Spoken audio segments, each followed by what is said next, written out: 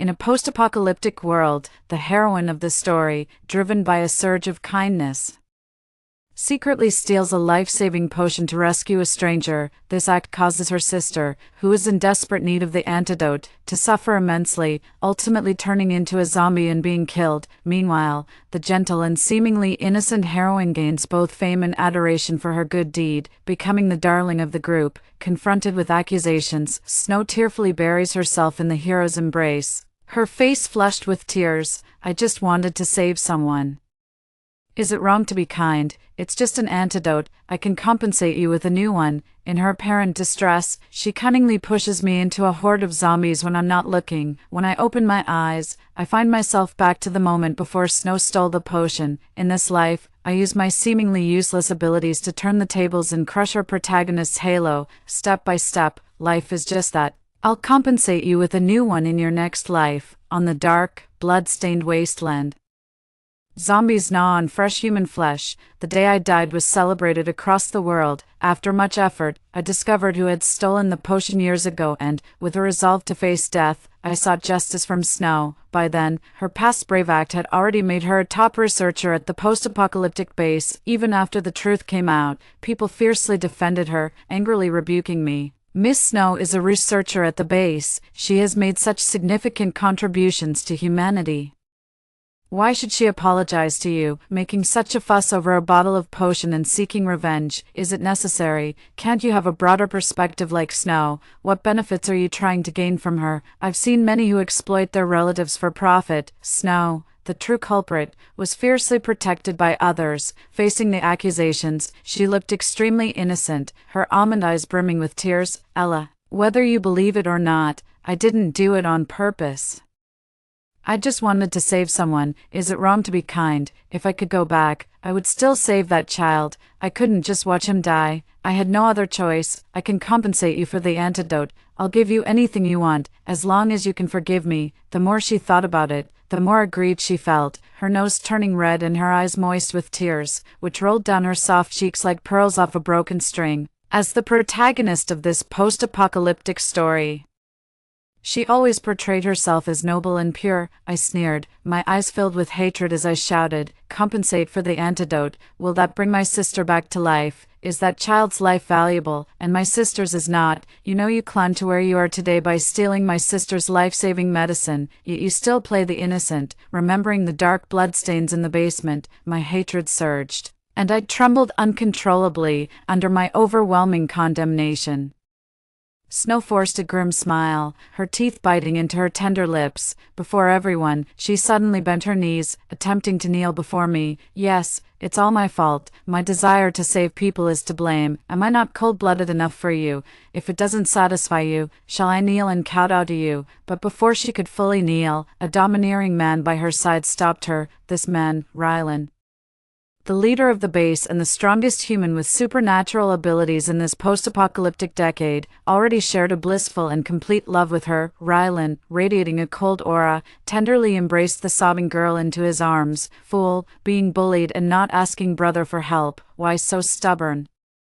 He gently patted her back and tenderly kissed the tears from Snow's cheeks, yet when he looked at me, it was as if he was looking at a corpse. With a detached superiority, he casually conjured a blaze of lightning in his palm. "Have you caused enough trouble? No one to stop my woman. No one has the right to make her kneel." A sudden surge of purple lightning coursed through my body, and I could smell the searing flesh on me. My limbs were numb and immovable, the intense pain nearly shattering my sanity. I was defenseless, my powers weak, so very weak. Just as he was about to continue, Snow, sobbing in his arms, stopped him. Her delicate, beautiful fingers grabbed the hem of his shirt as she blinked her eyes coyly and said softly, "Rylan, I don't want your hands to be stained with blood for my sake. I can't live under your protection forever. I need to learn to grow. You're right. I can't stay weak anymore." After saying this, she took a deep breath as if to muster courage, closed her eyes, and with trembling hands, pushed me hard towards the city wall. In an instant, I was overwhelmed by a horde of howling zombies. My flesh was torn and devoured bit by bit, and in a daze, I thought I saw my sister's figure appear. As death approached, cheers erupted from atop the city wall. It was in this moment I realized that this world was a post-apocalyptic romance, and Rylan and Snow were the protagonists of the story. The dark and mad version of me was just a minor villain destined to die in their legendary tale. Naturally, the villain's death at the hands of the heroes was cause for universal celebration. Today is March 21st of the new era, year 1, 6:0 a.m. The smell of dust filled the dim basement, and the base's time announcement woke me from unconsciousness, rubbing my throbbing temples. I abruptly sat up from the ground. Next to me on the narrow cot, a frail figure was gasping weakly, "Sister."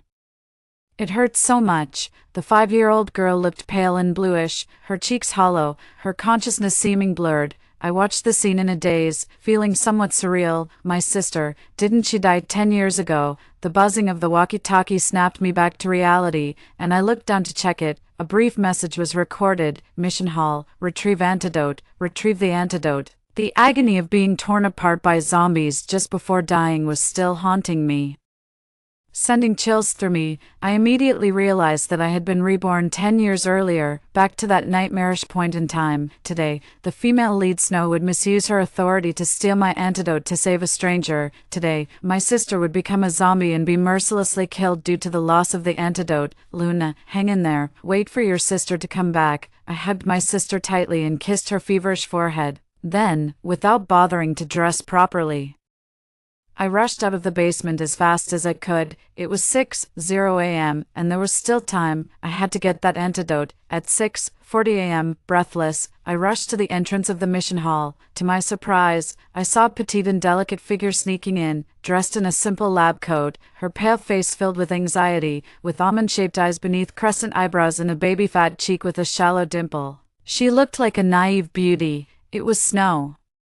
She confidently moved towards the hall's safe, her fingers trembling nervously as she entered the password. Please, please, dear God, let the medicine not be taken by anyone else. That little boy is so pitiful. I must save him. Hearing this, my heart filled with hatred surged uncontrollably, and I instinctively gripped the long knife in my sleeve, wanting to rush in. No, it wasn't time yet. At the last moment, I restrained myself and instead picked up a pebble from the roadside and threw it hard at the windowsill. The sharp alarm rang out, and Snow, like a startled innocent rabbit, took a few steps back. When the person in charge sleepily ran out, she quickly pretended to look normal again. Researcher Snow, what brings you here so early? The person in charge didn't suspect she was there to steal, thinking there was some urgent task at the research institute. Snow, not good at lying but remembering her promise to help a mother and son get the antidote, clenched her fists and silently cheered herself on. Good morning, Director. The Research Institute needs to use the antidote stored here. Just one bottle. I didn't bring the official request document. Give me a break this time. I'll make it up on my next visit, she said with a harmless smile, her lips curving slightly in the silent hall. In the post-apocalyptic base, the Research Institute wielded significant authority. The person in charge nodded and turned to open the safe. However, his brow furrowed when he retrieved the only bottle of pale green potion inside. Researcher Snow, we've received only one bottle of this potion today, he said. According to the registry, it's owned by Ella, a Class C citizen of the base. Even if you have a directive, you can't transfer it. Upon hearing she couldn't obtain it, Snow's eyes widened in shock. Misty and on the verge of tears, she lowered her head sadly, her slender fingers nervously twisting the hem of her garment. But, Director, please, I'm begging you, the Research Institute needs it for a very important purpose. If we delay, no one can afford the consequences. Maybe Ella isn't in a hurry to use it. I can replace the potion for you tomorrow. She won't notice, moved by her earnest pleas. The director finally, though reluctantly, handed her the potion. All right, but remember. Hello, I'm here to pick up the potion. At that critical moment, I stepped into the hall, interrupting their conversation. The pale green liquid in the transparent glass bottle swayed as it landed in my hands. Snow gasped softly and frowned slightly in irritation. Who are you? Oh, I'm Ella. I presented my identification, signed the registry, and left without a backward glance. The process was smooth and decisive. Snow chased after me, grabbing the corner of my shirt with her delicate hand, her cheeks turning red as she stammered, trying to use the same excuses she had on the director, our institute. Ah, the cold blade of a knife suddenly dropped. Snow recoiled, her face pale and her eyes brimming with tears when she met my fierce gaze. To tell you the truth, she said, there's a child in the base who's been bitten by a zombie. I wanted your potion, to save him. She held her head high as she spoke, as if she were a noble savior. You see, even in a world full of deceit, Snow, the stereotypical gentle and sweet protagonist, remains as pristine as a sheet of white paper. She always goes out of her way to help others at any cost. But what does that have to do with me? Get lost. I walked past her with an expressionless face, suppressing the intense urge to lash out, and quickly left. The moment I pushed open the door, my heart nearly leapt to my throat. Dreading to witness the gruesome scene from a past life, fortunately, it wasn't to be. My sister Luna was still lying quietly on her clean little bed. Her breath was shallow. She barely managed to open her eyes when she heard me. Sister, I'm back. Luna, it's okay now. I held her frail body in my arms and injected the potion into her carotid artery. Visibly, the ashen pallor on her tiny face began to fade. Luna's breathing steadied and she slowly drifted into a deep sleep. The antibodies in the potion were devouring the zombie virus in her body, and soon, she would recover. Lying in my arms, the sister I had lost for 10 years still felt somewhat unreal. In the dim light, I leaned down to touch my face to her forehead, quietly feeling her warm breath. I had succeeded. Pain seared through my shoulder. Only then did I realize that my wound had reopened, the blood soaking my clothes. But this pain was nothing compared to being devoured by a horde of zombies because of Snow's betrayal in a previous life. This time, I wanted to see how things would unfold without my potion paving the way. How can Snow climb step by step to the pinnacle of life? Having been reborn, I must become stronger at all costs. I need to protect Luna. Whether it's Snow or Rylan, I must eliminate them. I don't want to peacefully seek justice. I want to avenge Luna, and avenge myself who died unjustly. Knock.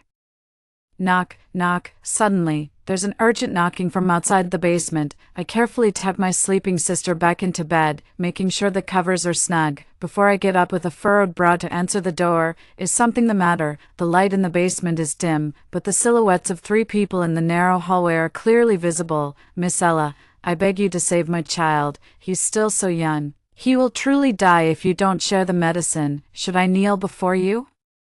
Please have mercy on us, mother and son. A strange woman, holding a child of about 7 or 8 years old, kneels rigidly on the ground, looking up at me with tears streaming down her face. Behind them stands Snow. Clearly, she brought this mother and son, bitten by zombies, to my door. Ella, this is a precious life. How can you bear it? I'm a researcher at the base. Consider this medicine as a debt I owe you.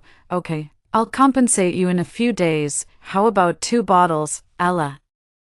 Please hand it over. You're not that cold-hearted, right? In her urgency, her voice grows loud, attracting the attention of others in the underground living area. I frown and raise my hand to close the iron door, worried that my sleeping sister might be disturbed. Snow's words, both sincere and moving, sway the onlookers, but my heart remains unmoved. I have only 1 bottle of medicine, a bottle meant to save my sister. I owe no one, playing moral blackmail with me. She's too naive. The narrow corridor is filled with a dense murmur of discussions, with some boldly speaking up for Snow. Give her the medicine. The researcher Snow said she would compensate you. The young girl is begging so desperately. It would be wrong not to help now. Don't be too indifferent. Everyone faces tough times. The crowd's overlapping voices leave me no chance to refuse. I raise an eyebrow, clear my throat, and pull out the empty medicine bottle from my space, throwing it directly at Snow. Sorry, I am that cold-hearted. The medicine has been used. Instead of wasting time here, you'd better look elsewhere. Snow is caught off guard and fails to catch it, the thin glass bottle hitting the ground with a crisp sound. It's indeed empty, not a drop left. Seeing this, the woman beside her holding the child breaks down. Bitch, you actually used the medicine. This was the medicine researcher Snow promised to get me, you damn thief. Give it back to me. You killed my child. I'll kill you. The woman throws the unconscious child in a corner, her eyes filled with rage as she screams and rushes toward me. But suddenly, the unexpected happens. The child, like a fish struggling on the brink of death, arches and trembles, convulses a few times, then suddenly gets up. He fiercely leaps onto the woman's back, biting through her throat. The onlookers, mocking and jeering, fail to escape and are bitten, one by one transforming. The growls echo through the dim, cramped basement. turning the corridor into a bloody inferno. The alarm sounds, and the base's guard team enters with guns drawn. As I'm escorted away by the guards, Snow suddenly raises her beautiful eyes to look at me, her gaze sharp with endless disappointment. She tilts her delicate chin up, standing on a moral high ground to judge and condemn me. They were killed by you. If you had initially agreed to use the medicine to save that child, nothing will happen. Are you satisfied now? After she spoke, she glanced at me disdainfully like a proud and pure white swan and left. My gaze lingered on the slender curve of her neck as she walked away, so fragile, a gentle squeeze could break it. Unfortunately, I can't kill her yet. After dying in my previous life, I didn't immediately reincarnate. Instead, I wandered the apocalyptic ruins as a soul for a few more years. The author's grand finale only covered up to the 10th year of the apocalypse, where the male and female leads established the strongest human base. However, by the 13th year of the apocalypse, I witnessed the human species reaching its historical end. In this desperate struggle against the zombies, humanity was utterly defeated. The moment Snow died at the hands of the zombies, the whole world collapsed into nothingness, the timeline reset, and the plot returned to a critical moment in the protagonist's growth, the stealing of a medicine to save someone. Coincidentally, I was reborn at the same moment, retaining my memories. If Snow's death is crucial, then killing her now would surely cause a collapse in the space-time continuum. All of this is predicated on the assumption that Snow is the protagonist. What if I could sever all her opportunities? Would that break her protagonist's halo? At that point, would I be able to kill her to avenge Luna and myself? For hours after taking the medicine, the zombie virus inside Luna was completely eradicated. Sister, you're back. She slowly woke up and climbed out of bed, clinging to my arm and acting coquettishly. Luna just turned 5 this year, her large watery eyes set in a tiny face, her eyebrows curved, making her look very delicate and adorable. Technically, Luna isn't my sister by blood. She's an orphan I found on the road during the apocalypse. I encountered her in a supermarket, where she timidly peered at me from behind a corner shelf, so I took her with me, and she became Luna. Luna, are you hungry? Come eat some noodles. I raised my hand to ruffle her soft short hair and kissed her forehead. On the table was a freshly made bowl of instant noodles, to which I had added water, boiled an egg, and put in some sausage. Just before serving, I stuffed several slices of beef into it to nourish the child. As a space manipulator, I never lacked supplies. Luna obediently held the bowl, picked up some noodles and an egg with her chopsticks, blew on them, and then held them up to my mouth. Sister, eat. Okay. I propped my cheek with my hand, smiling quietly as I watched her eat, occasionally accepting her feeding, but thinking about the plan ahead. A tinge of sourness uncontrollably surged in my heart. Luna can't stay with me. She must leave. If I remain weak and confined, I won't have the strength to protect her in the apocalypse. If I am determined to become stronger and seek revenge, countless dangers will inevitably come my way in the future, and Luna, being my weakness, would certainly become a target for my enemies. I can't bear the pain of losing her again, so I have to make a choice. In my past life, while searching for the medicine, I accidentally found the whereabouts of Luna's biological parents. The couple had unfortunately been separated from their daughter during their escape and later settled in a Western base, entering the military's upper echelons. They have been desperately searching for their child for 10 years, never giving up. I believe Luna would be 100 times safer with them than with me. The small basement was very quiet, only the intermittent sound of the little girl slurping noodles. Luna, how about I send you back to your mom and dad?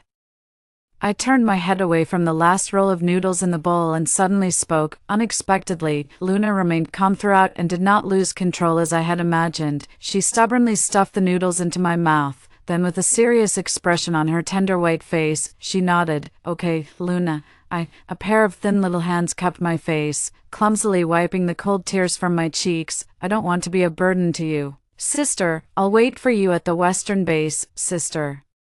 You have to come pick me up. I was slightly taken aback, but seeing Luna's tired eyes, I held back my words. The farewell was too calm, eerily calm. After she fell asleep, I hugged the child in my arms tightly and gently kissed her forehead. The long night that followed was sleepless. The Western base, but I hadn't told her that her parents were at the Western base. Early the next day before dawn, I took Luna to the headquarters of the base. Over the past few days, Military forces from the 4 major bases, North, South, East, and West, had gathered to exchange deployment experiences. Upon learning Luna's identity, the people from the Western base immediately agreed to ensure her safe departure. I playfully winked at her as we said goodbye, and secretly slipped a small backpack into her arms filled with her favorite snacks, canned fruits, canned meats, and milk drinks. It was only after the military vehicle completely left through the gates of the northern base that I turned and hurried towards the trading market. Today, something very important was going to happen. The trading market at the northern base was vast, where the currency was mission points. Of course, bartering was also acceptable for transactions. Food, drinking water, daily necessities, and clothing made up the majority of the goods here, while medicines and weapons were extremely scarce. Luxuries like jewelry, furniture, antiques, and cosmetics were considered useless trash that nobody cared about. At this moment, however, this market concealed the heroine's golden opportunity. In her previous life, Snow had managed to become a top-level researcher not just because of her kindness and sweetness. Her 2 biggest advantages were her evolved ability partner, Rylan, and a space jade pendant she obtained in exchange for 2 bags of instant noodles. Having a storage space was like having a spatial ability, and even more rare was the spring inside it that could dilute the zombie virus. This was a public secret, known to all. The base's research institute saw Snow as a savior, hoping she could use the spring to create a real antidote to end the apocalypse. However, even in the 13th year, humanity was still fighting zombies on the wasteland. She had not succeeded. Snow had obtained the jade pendant at the trading market of the northern base.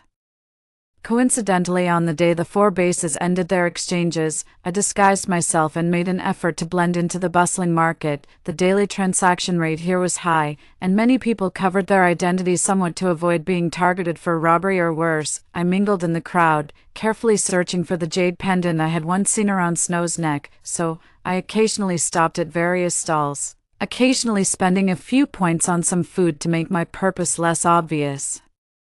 As for Snow buying the jade pendant before me, that wouldn't happen, because I had submitted a complaint to the Research Institute overnight, accusing her of abusing her authority by attempting to use medication privately and leaking information about the recipients. The current head of the Research Institute was famously conservative and followed pre-apocalypse management practices with strict rules, so Snow was called in for an inquiry early in the morning and wouldn't be out for half a day. This wool sweater is of excellent quality, just 10 points, beef cans with 3 more years of shelf life, 3 points each, super affordable multigrain buns, 1 point for 3. I walked several rounds in the trading market, many were selling but I still found nothing. Could it be that only the heroine could obtain this golden opportunity? No, I didn't believe that, suppressing the irritation inside. I walked more meticulously through the market, not missing any chance. Check out this ancestral jewelry jade pendant, very affordable. Suddenly, a weak and fleeting hawker's call caught my attention. I abruptly stopped, sharply focusing my gaze on an inconspicuous corner stall. There it was, the stallholder, a frail 60-year-old man named Mountain, clearly hadn't eaten for days and was dizzy with hunger. He was desperately guarding a few simple pieces of jewelry on a red cloth, occasionally calling out weakly, but everyone hurried past. Not sparing a glance at these junk items, sir, take a look at our family's ancestral jewelry jade pendants, all genuine, not expensive, just a few points, or you can give some food or drink. Mountain tried to muster a pleasing smile, repeatedly wiping his hands on his tattered clothes, appearing somewhat restrained. Seeing me squatting in front of the stall picking and choosing without saying a word, he miserably kept lowering the price. Finally, he said I could take everything if I just gave him 3 packs of instant noodles, a piece of white jade pendant, a jade ring, and a pill inside a box. He had gotten older and recently injured his leg, temporarily unable to take on missions. Facing the grim reality that his granddaughter might starve, he reluctantly decided to sell the family heirlooms he had taken when they fled.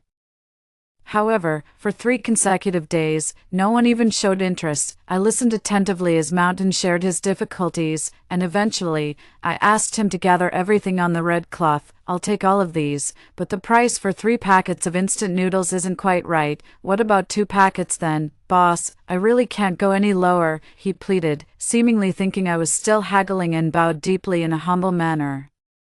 I quickly reached out to support him and suggested we go to his home to discuss the deal properly. Mountain's home was a mere 4 square meters large basement. A worn bed was placed against the wall where a girl, even younger than Luna, sat quietly lost in her thoughts. The child looked only 2 or 3 years old, frail, and somewhat slow in her reactions, but her eyes were as bright and round as my sister's. This reminded me of Luna, and I wondered if she was eating well with the army.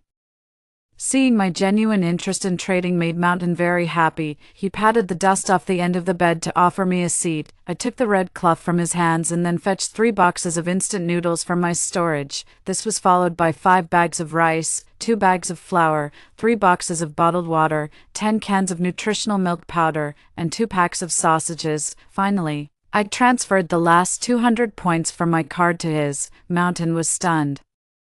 Having never seen so many supplies since the apocalypse began, 1 point could buy 3 coarse grain buns, so 200 points equaled 600 buns, plus rice, noodles, flour. These supplies, if used sparingly, were enough to feed him and his granddaughter for a whole year, sometimes even decently. His eyes widened, and his thin hands trembled slightly as he looked at me in disbelief. "Sir, is all this really for me?" "Yes. Your items are worth this much." The jade pendant alone was a priceless treasure.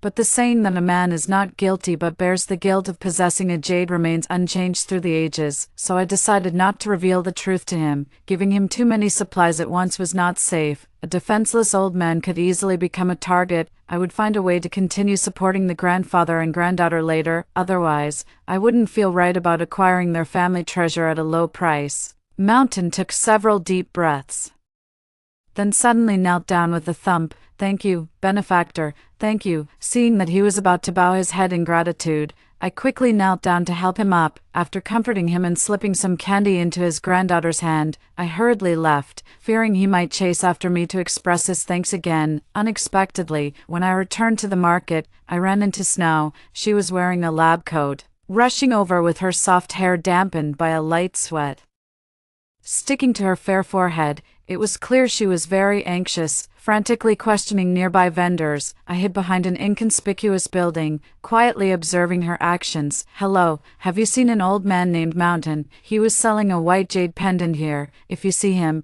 please contact me. This is really important to me." After repeated inquiries with no success, Snow couldn't help but sniffle, her eyelashes drooping, her aura diminished. She eventually just squatted at Mountain's former stall, waiting like a hunter. Seeing this, I frowned. In the past life, Snow had acquired the jade pendant casually while browsing. There was no way she could know this information in this life. I adjusted my hat to cover myself more and walked past her, hearing her mutter to herself. Could that dream have been false? I clearly dreamed I bought a space jade pendant here. How could it? Snow blinked, tilting her head, her expression slightly confused and puzzled. Hearing this, I felt relieved and quickly left the market to return to the basement. Thankfully, I almost thought she had been reborn too. I cradled the seemingly ordinary white jade pendant in my palm. The superpower settings in this book are rather unusual. After the apocalypse broke out, most people were infected by the virus and turned into mindless zombies. However, a fortunate few broke free from their shackles, unlocked their genetic potential, and evolved various superpowers. Superpowers are not ranked, they depend entirely on the individual's aptitude and application. My ability is spatial manipulation. It's a power without offensive capabilities, unappetizing to utilize yet too valuable to discard, a true chicken rib. In the early days of the apocalypse, I could still blend into various teams with my spatial ability to scavenge for supplies, which was quite in demand. But as the apocalypse progressed and the base developed heavy-duty vehicles, people like me with such abilities became undesirable and were treated like trash. Because I was considered trash, in my previous life, Snow and Rylan could trample over me without consequence. However, after being reborn, I recalled a rumor that circulated among the superpowered community in the later stages of the apocalypse, that superpowers could evolve by devouring others. What would they devour? How would the powers evolve? No one knew, and since no one had ever seen it happen, it was largely ignored. But I knew the rumor was true. I had seen an evolved superpower user and, coincidentally, died at his hands. Rylan originally possessed the power of lightning, but later he evolved to control both lightning and fire. No one knew exactly what had happened to him or what he had devoured, but once, while on a mission in City H with my team, I discovered a meteorite fireball radiating with lightning. We brought the meteorite back to base, and then it disappeared without a trace. As one of the few who knew about it, I speculated that Rylan had devoured it to evolve. Could I, too, evolve by devouring the spatial properties of this jade pendant? No, my worry was whether the spirit spring inside the pendant would disappear. I used the only bed in the basement to barricade the door and then curled up in the corner. The small room emitted a faint dampness, and a heavy scent of dust filled my nostrils. After hesitating for a while, I still gripped the jade pendant and slowly closed my eyes. Time trickled away, and the base's time broadcast was blocked from my senses. I didn't have many friends in the base, and no one but Luna would come looking for me, so when I opened my eyes again, I felt somewhat lost. Today is March 25th, year 1 of the new era. 5 a.m., announced the broadcast, just as it resumed. Surprisingly, 3 days and nights had passed unknowingly. A tremendous hunger panged from my stomach. Not having eaten for days, my blood sugar was low, and I felt weak. Licking my dry, cracked lips, I took out a bottle of mineral water and a loaf of wheat bread from my space and devoured the meal. It wasn't tasty, but it was filling. Gradually, strength returned to my limbs, and my consciousness cleared. Pressing against my slightly numb and sore feet, I sensed a change in my spatial ability. The space and spirit spring inside the white jade pendant had disappeared, replaced by a small pool of spring water in the corner of my space. The exact effects of the spirit water were unknown. In my previous life, it had only been held by Snow, and no one else had touched it. She had claimed it could greatly dilute the zombie virus. Thinking this, I took about 500 test tubes from the corner of my space and filled each with the spirit water. I needed to find a way to deliver the water to the research institute without exposing myself, as it might be useful for developing an antidote for the zombie virus. The base area of my original space was still 10,000 square meters, about the size of a school playground. In the apocalypse, no one easily reveals their true capabilities, but I had a feeling my space was still much larger than most. Even in the later stages, I still had a role to play in large missions at the base, but this was still not enough. With only this level of ability, Rylan could kill me as easily as killing an ant. To survive and seek revenge in the apocalypse, I needed offensive capabilities. I closed my eyes and felt carefully for a long time, but still could not determine the direction in which my spatial ability might evolve. If that was the case, I would have to figure it out slowly through real combat. Sighing with some regret, I staggered up from the corner, intending to move the bed blocking the door, but one leg of the bed was tightly wedged in the door gap, and no matter how I tried, I couldn't move it. After shaking it for a long time to no avail, just as I was about to fetch tools to break the bed leg, the whole bed suddenly loosened with a snap, crack, crack, crack, as I stared in stunned silence. The solid bed suddenly collapsed into a chaotic heap on the floor. The foot of the bed, as if forcibly yanked off, left the frame's wooden boards twisted and broken irregularly. Holding my breath, I crouched down to closely examine the sharp wooden splinters where it had snapped. This bed had been torn apart. To confirm the suspicion nagging at me, I casually picked up a metal bucket filled with water nearby and gradually activated my special ability. With a loud clang, the sturdy metal bucket split into 2 halves, forcefully torn apart. After a brief investigation, I found traces of spatial abilities still lingering on it. Clutching my fists tightly, I suddenly found my breathing growing rapid. Fearing that my guess might be wrong, I spared no effort in tampering with every object in the basement. Only when the room was in complete disarray and no more objects left to destroy, did I dare to confirm the evolution of my ability, Rend, creating spatial rifts to tear apart entities within the same space. The extent of its destructive power depended on the user's skill and aptitude. It was a formidable offensive ability. Ever since my rebirth, the anxiety that had been hanging over me slowly subsided, and I took a deep breath of relief. Today is March 25th, year 1 of the new era. 8 a.m., the mechanical voice of the base echoed around me as people began to stir outside the basement. Recalling an event from my past life that was about to happen, I quickly washed up and hurried out. After delivering the spirit water to the research institute using a black plate truck found in the trading market, I rushed to the mission hall. Today, the hall was bustling, even more crowded than usual due to the base issuing a high-level S-class mission to hunt a mutated willow tree in H City, the very place struck by a meteorite with thunderous and fiery properties. This time, I planned to reach the site first and get my hands on the meteorite before anyone else.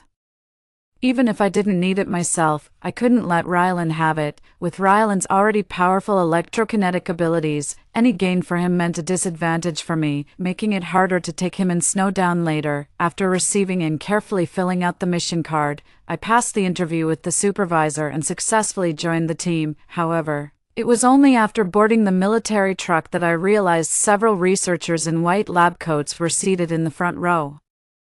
Among them Snow, curiously looking around with her cheeks slightly puffed. Indeed, this was the butterfly effect from my rebirth. In my previous life, Snow, having risen to a senior researcher after saving lives, wouldn't need to participate in such missions, yet here she was. I hesitated, contemplating switching vehicles, but the doors were promptly shut by the guard team. Helplessly, I found a seat far from her. The next second, Snow caught sight of me with her beautiful, glistening eyes.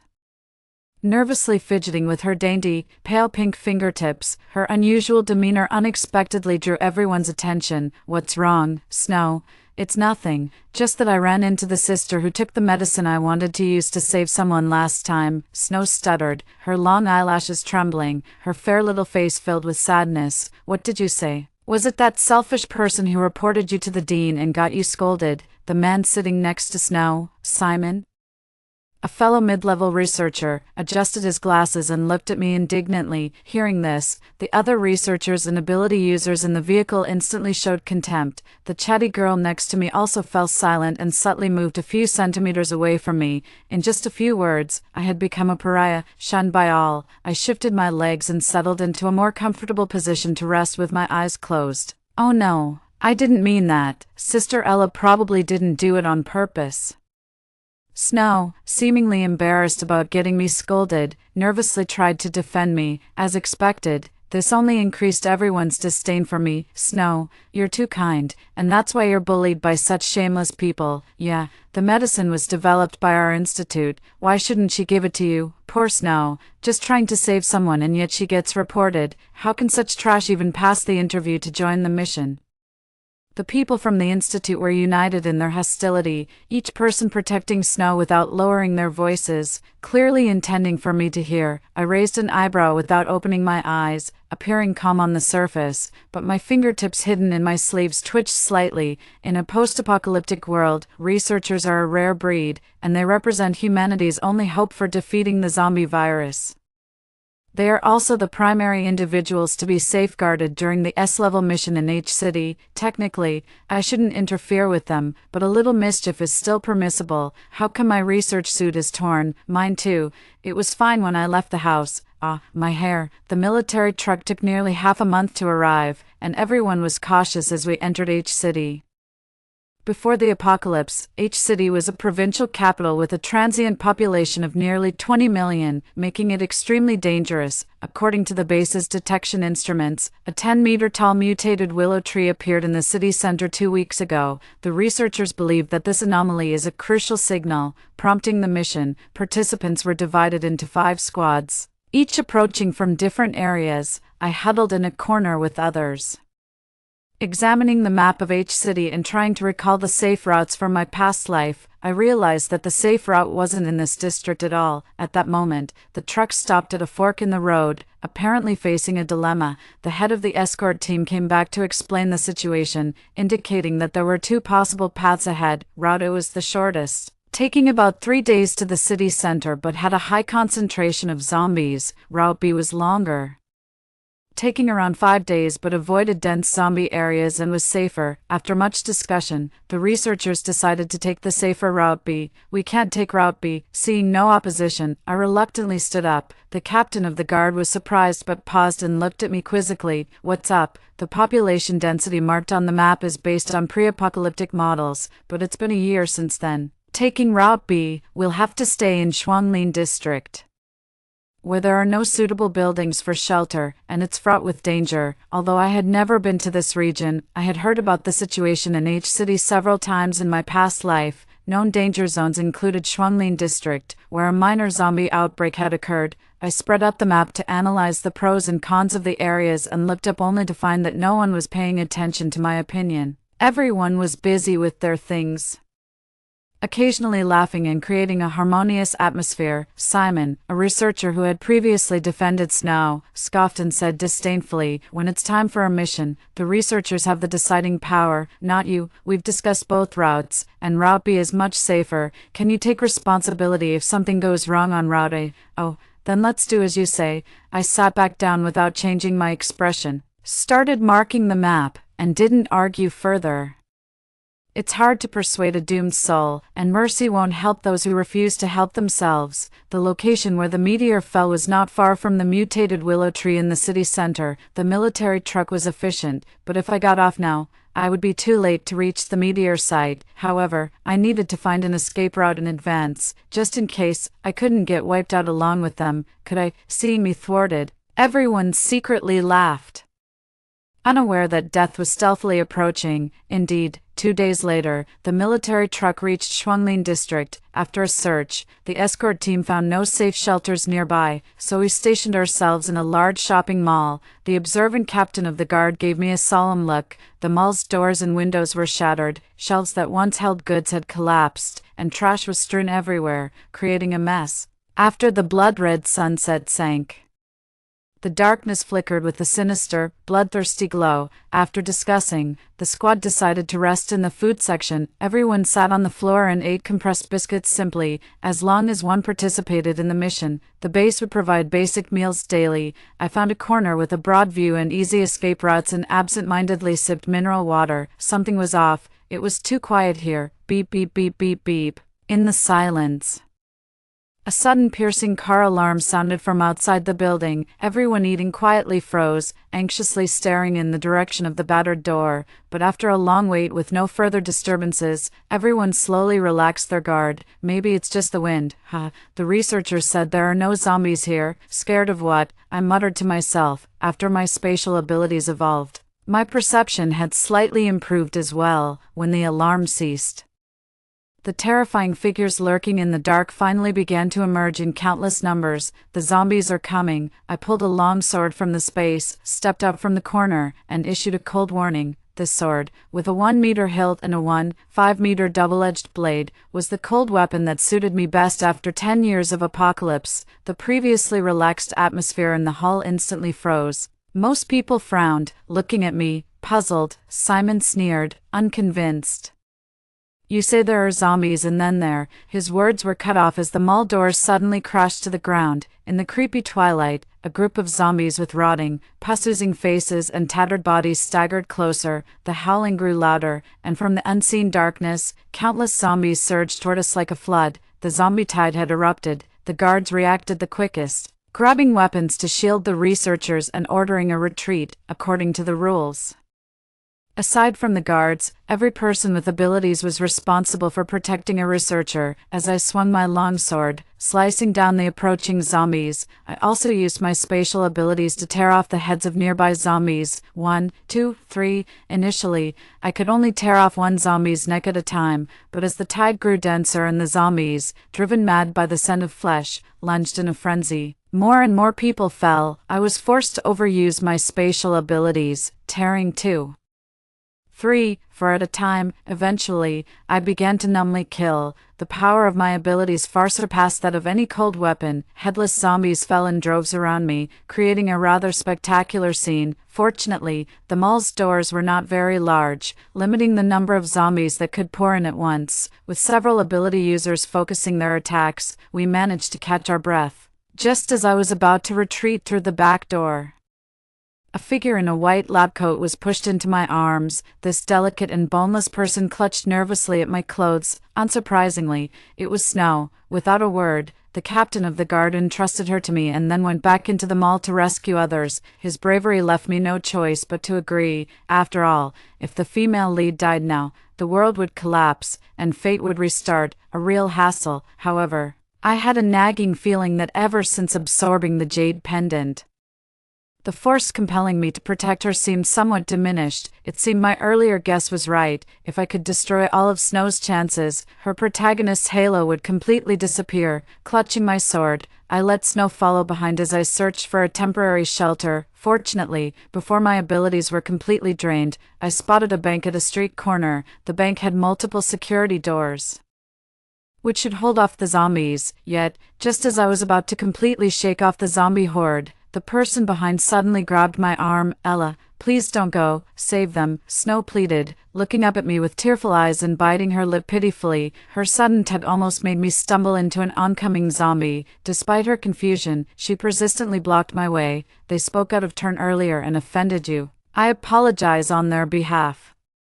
With great power comes great responsibility. If you don't save them, they will really die." She peeked towards the mall direction, tears streaming down her face. Delayed by this, the massive horde of zombies surged closer again. The howling intensified, yet I stopped, standing still. A rotting hand, barely more than a palm, reached out and fiercely grabbed Snow's long, dark hair. She shuddered with fear and, momentarily forgetting to cry, screamed desperately, clinging to my waist. "Sister, do something quickly. Are you still spouting nonsense?" What? Her voice trembled, too shaken to speak clearly. As she was about to be dragged away, I swiftly raised my blade, now coated with a sticky fluid, and cut off her hair. The next second, the zombie's head was brutally torn apart, black blood splattered, instantly smearing her face. Some even splashed into her incessantly chattering mouth. "Either turn back and save them yourself or shut your mouth." Seeing Snow's face turn pale as she bent over to vomit continuously, I grabbed her by the collar and dragged her back to the entrance of the bank. I threw a small bomb from my space, instantly clearing a small area around us. I took the opportunity to squeeze through the gate and calmly searched for the hidden switch of the second security door in a corner 3 meters away. The zombies, blocked outside the gate, growled, their mouths oozing dark, foul-smelling pus. After being dragged in, Snow collapsed on the floor, gasping for breath, still in shock. Just as the security door was slowly descending, she looked up towards the street corner, her eyes suddenly lighting up astonishingly. "Simon, we're here," she shouted excitedly, attracting more and more zombies. I also saw a group of people frantically running towards us, including some researchers and individuals with special abilities. But with 20 seconds until the security door fully closed, and the group still 80 meters away from the bank and having to pass through a horde of zombies, they had no chance of making it. "No, we can't close the door. They're not inside yet." Snow threw herself forward, desperately guarding the switch. Already extremely drained from using my abilities, I blacked out from her forceful pushing and fell to the ground. My forearm scraped against an exposed steel bar, spreading the smell of blood. The zombies lingering outside the bank door grew even more excited, twisting their bodies, trying to squeeze through the gate. Shivering, I picked up a broadsword and slowly pushed back a few stragglers. Damn it, if it weren't for the heroine's halo, I'd have to literally tear Snow apart limb from limb. I really am starting to have the makings of a villain. Why can't it stop? How could this happen? Seeing the security door continuously descending, Snow stomped her feet in urgency.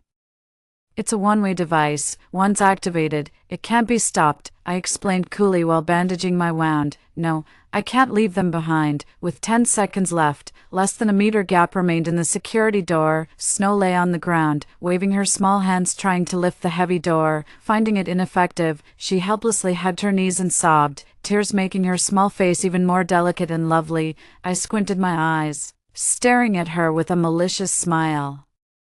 "Then go out and die with them. Go on, you can distract the zombies and buy them some time, right? Go out. Why aren't you speaking? Aren't you supposed to be great and kind? Why hesitate to sacrifice yourself?" Snow, not good at arguing, just quietly held her knees and sobbed. The tears that fell cleaned the blood from her face, revealing her delicate and pretty features. Just then, a low male voice came from the second-floor corridor of the bank. "Enough, let it be." Familiar words.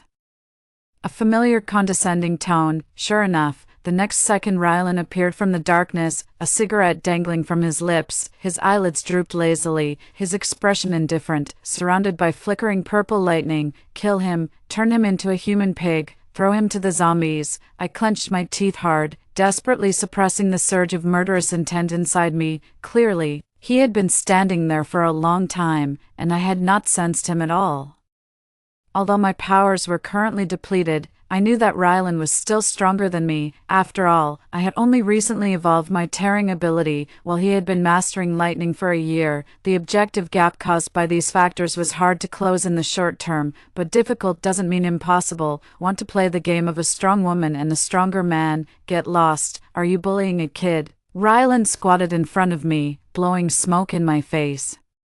His expression willful and his eyes barely visible. He had just witnessed me using my spatial ability to strangle zombies, and it seemed he found such a woman interesting. As we locked eyes closely, neither of us showed weakness, and a raw fierceness and murderous intent burst forth silently between us. It's too similar. Humans don't like others who resemble themselves too much. Before I could push him away, Rylan straightened up on his own, reverting to his unapproachable demeanor. Yet he didn't leave. Instead, he seemed to casually kick the girl next to him who was crying her eyes out. Snow looked up as if sensing something, her large, dewy eyes wide open, with her pale and flushed little face tilted upward. She innocently gazed at the tall, indifferent man before her. I knew Rylan was a sucker for this sort of thing. He was naturally cold-blooded and lacked empathy, which made him find the kindness and purity that this girl maintained in a post-apocalyptic world incredible.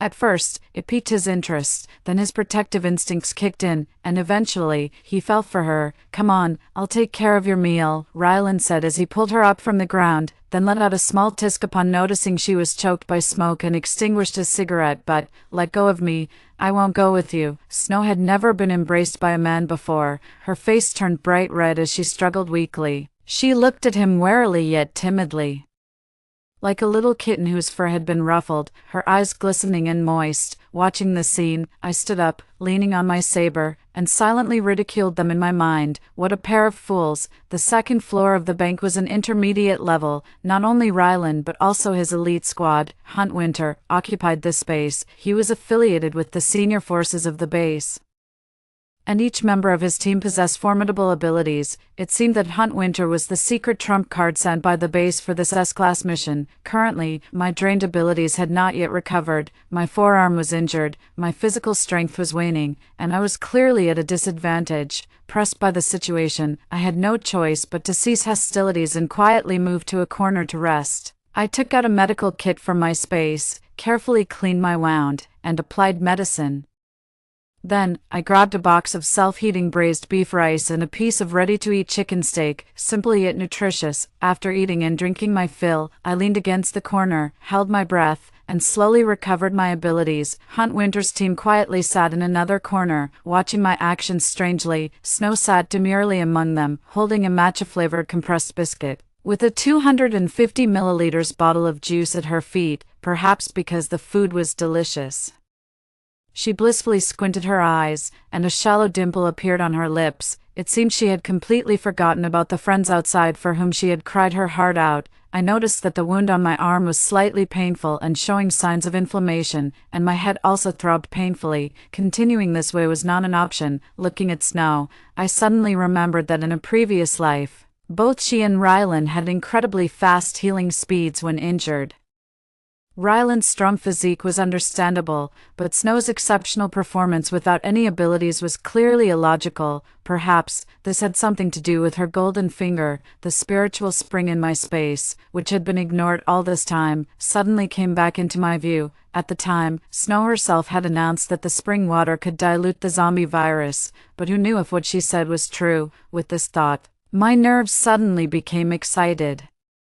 I slightly closed my eyes as if dozing, keeping part of my senses alert to the outside world. Meanwhile, in my conscious space, I controlled an empty mineral water bottle, filled it with spring water, screwed the cap tightly, and took it out as if nothing had happened. I swallowed a few mouthfuls, as if just drinking ordinary water. The taste was nothing special, just like that of mineral water, but after drinking it, I felt the piercing pain in my arm slowly fading, and my abilities recovered at an extremely fast rate. I had bet correctly. This spring water was like a cheating artifact. No wonder Snow's protagonist aura weakened without it. Despite the inner excitement, I kept my composure on the surface and pretended to fall into a deep sleep due to lack of energy. The night was quiet and peaceful, but who knew how many could actually sleep? The next morning, Hunt Winter's team was ready to set off. The trouble was, they seemed to have set their sights on me. More precisely, Rylan was inexplicably focused on me, requesting that I join his team temporarily for the mission. Seeing that I had not agreed for a while, Rylan narrowed his eyes dangerously, observing my expressions like a hunter. Since we're all on the same mission, why not join my team? Or do you have other places in mind? He had to admit, his instincts were sharp.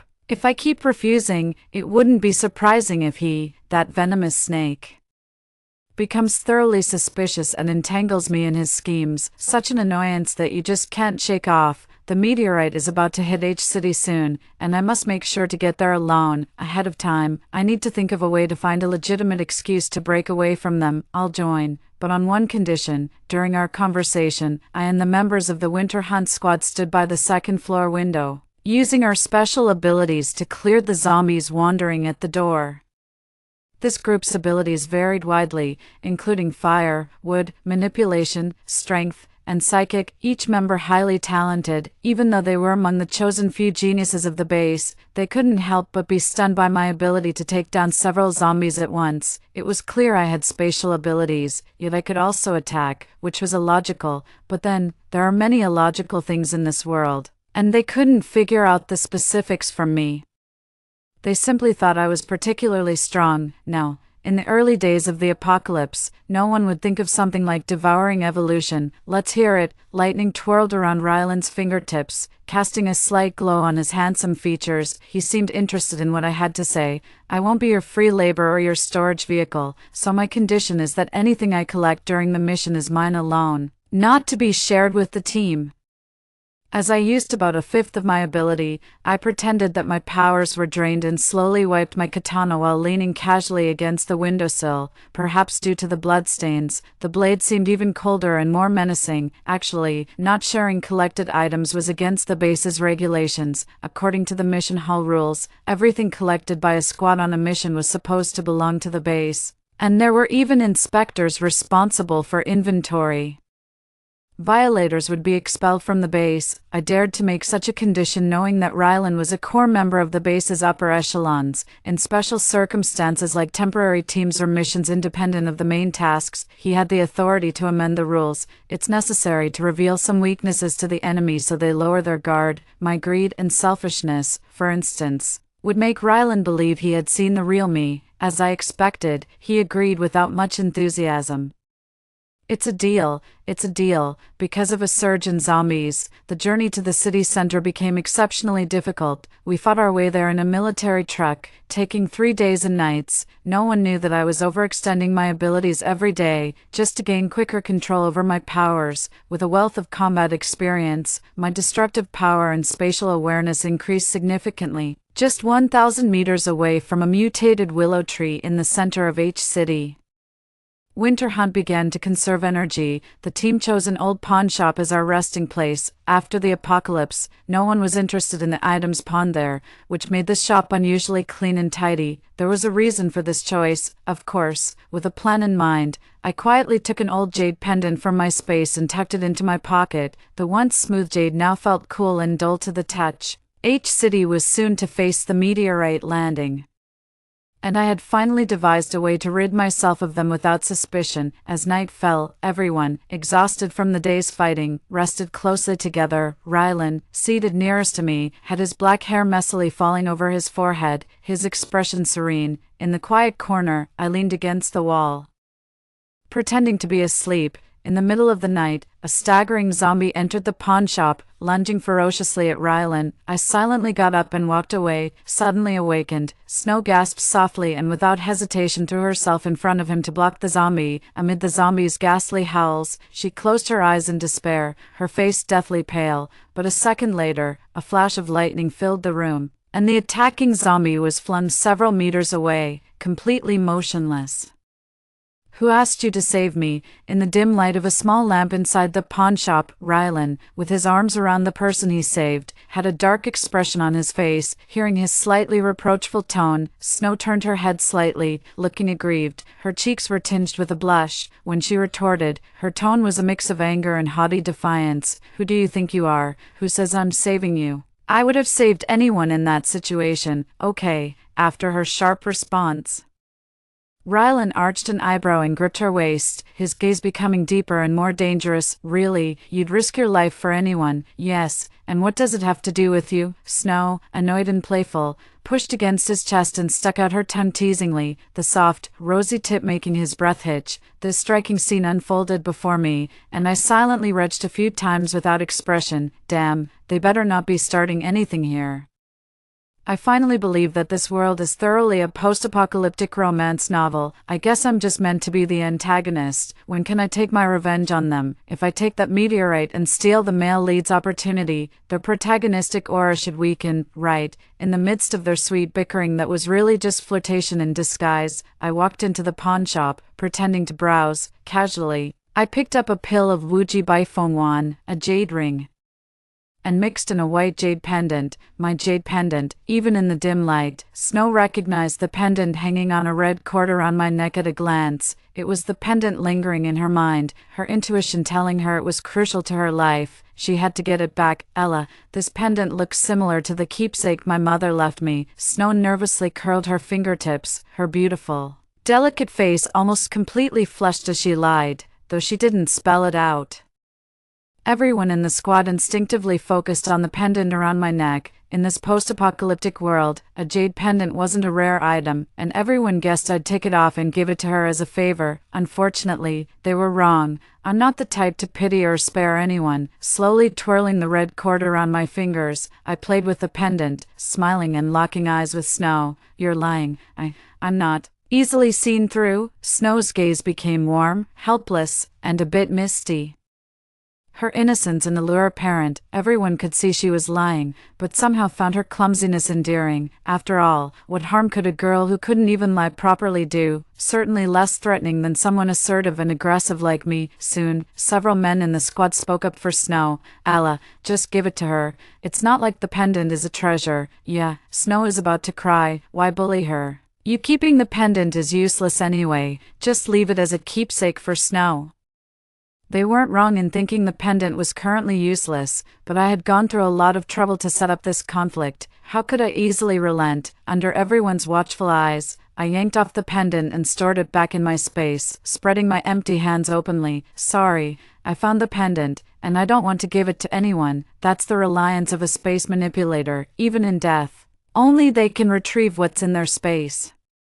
As everyone was on the same team fighting side by side, they found it hard to press further and simply bowed their heads to continue resting. Only Snow became more anxious as the pendant disappeared, stomping her feet with tears brimming in her eyes. In the dim light, she lifted her delicate white fingertips and gently tugged at Rylan's clothes, silently pleading. Rylan, intent on teasing her, chuckled deeply, asked nicely, and I'll help you. With no other option, Snow buried her head low, softly and obediently calling out, Brother, please, say it again. You, Snow, provoked, looked up with tears brimming at the corners of her eyes, her lips soft and full, dipped in enticing crimson. Seeing this, Rylan was satisfied and tousled her hair, commanding from above, Give it to her. Why should I? Because I'm the team leader. Captain, have you forgotten the agreement we made when you joined the team? I tilted my head, displaying an innocently bureaucratic smile.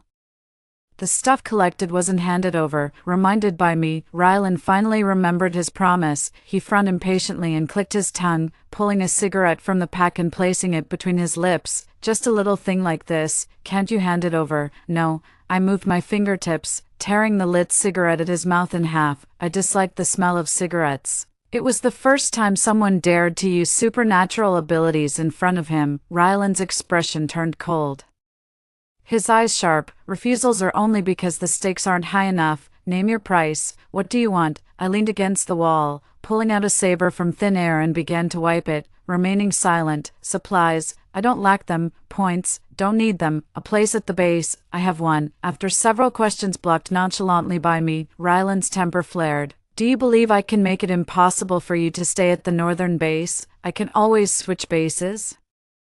The saber grew shinier as I wiped, a cold light emanating from it. Snow was somewhat scared, but seeing my tenacity, she became even more convinced of the extreme importance of the jade pendant in my possession. Thus, she nervously twisted the hem of her clothes, mustering the courage to speak timidly. Ella, I'm a researcher at the base. Last time I was at your place, I saw your sister seemed ill, I assure you. If you're willing to hand over the jade pendant, you or your sister can come to me anytime you need potions in the future." Hearing this, the pretending to be indifferent hunters also turned their heads in surprise. In these apocalyptic times, potions are extremely precious, often hard to come by. A single antidote potion usually requires a year's worth of task points to redeem, and there's a quota. Getting a promise from a researcher was truly tempting, but I just smiled, shaking my head gently, and pressed the saber against Snow's neck. The sharp blade instantly cut through her delicate skin, and drops of blood began to flow. Snow froze in place, not daring to move, her face turning ghostly pale. "Who allowed you to mention my sister? Oh Snow, you who stole the potion and caused my sister's death. How could you shamelessly say you'd help with potions in the future?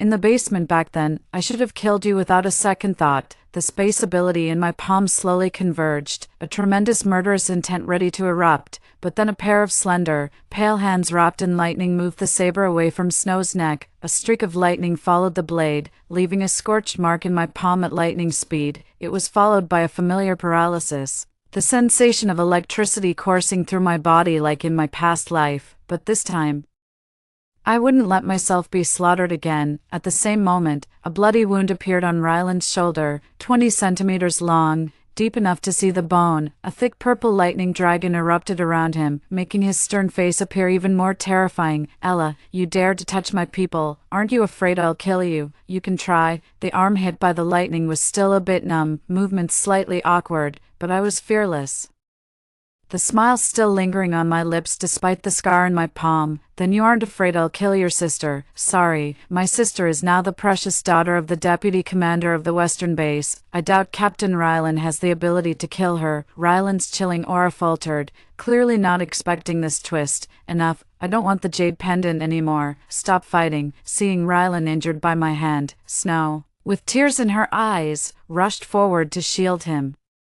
She remained as naive and gentle as ever. If this level of confrontation was truly just over a jade pendant, it would not be worth it. From the moment we first met, Ryland didn't trust me. We both knew that Snow was just an excuse for us to test each other's strength. Protagonists and antagonists are natural archenemies by design. Now, with my honed evolutionary powers and his innate abilities, we were evenly matched. As we faced off in a deadlock, I sheathed my saber, dispersed my powers, and let out a laugh. "Just kidding, Captain, you can have the jade pendant, but the military vehicle outside is mine." Casually, I tossed the small jade pendant into Snow's arms, who was sobbing as he tended to Ryland's wounds. The tense atmosphere instantly dissolved. Ryland and I weren't really going to fight to the death today. He needed to deal with the mutated willow in the city center. I had to intercept a meteorite that was about to crash. We were both busy.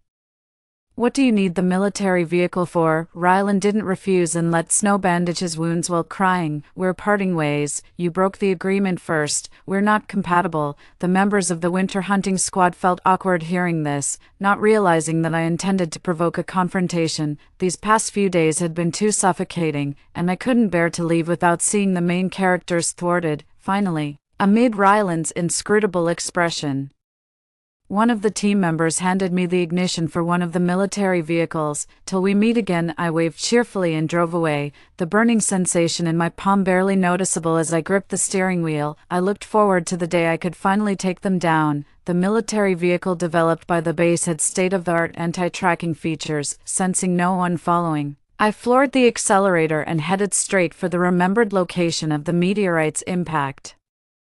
At 2 a.m. in H City, all was silent. A purple-red fireball streaked across the night sky, lighting up half the heavens before it slowly extinguished and fell. When the meteorite landed, I rushed from the rubble to the site. A 3-meter-deep crater had formed on the previously flat ground, surrounded by scorched earth. At the center of the crater lay a fist-sized irregular rock, with purple lightning occasionally flickering on its surface, wrapping around an inner glow of red fire. This was the meteorite my squad had collected and turned in my previous life. Containing my excitement, I took out a prepared protective vacuum box from my space to secure the meteorite. The box could isolate viruses and radiation and had a signal-blocking feature. Once in my space, no one else would know the whereabouts of this meteorite. I was about to climb out of the crater, satisfied. when I felt a very faint spatial fluctuation from the soil under my feet. It was so subtle that I wouldn't have noticed it without my enhanced spatial perception. Following my instinct, I continued to dig deeper. Eventually, 2 meters beneath the crater's base, another palm-sized meteorite appeared, emitting a soft silvery glow surrounded by rich spatial energy. I suddenly recalled that in the 9th year of the apocalypse, H City had been declared a restricted area by all major bases because it had become the lost city, where explorers who entered never returned.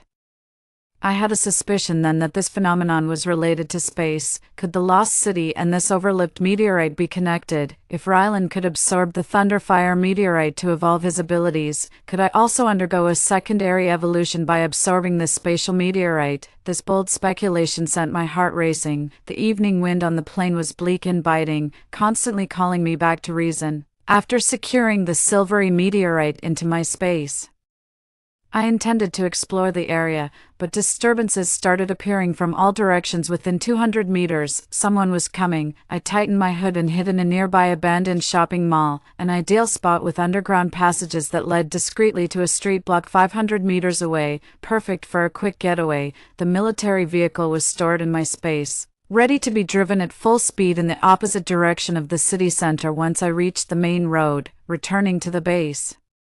There's no telling what unexpected events might occur. If the large detection device at the entrance can detect the meteorite through space, the loss would be significant. The difference between the basements built by the rich and those at the base is like night and day. They're clean, spacious, and even furnished with beds and bedding. I still carefully locked up, using a military card directly from my space to block the entrance door. Once I confirmed it was safe and wouldn't be disturbed, I sat down cross-legged in a corner, flipping my palm. The slightly glowing meteorite reappeared. The last time I absorbed energy from the jade space, I didn't feel much, but the energy attached to this meteorite was clearly much more substantial. Just to be cautious, I had already fortified myself with several bottles of spiritual spring water. As soon as I closed my eyes and connected my special abilities to the meteorite, a sharp pain struck my heart. The intense pain grew worse, spreading from my chest to my limbs and bones. I clenched my teeth to keep from crying out in pain, struggling to stay conscious.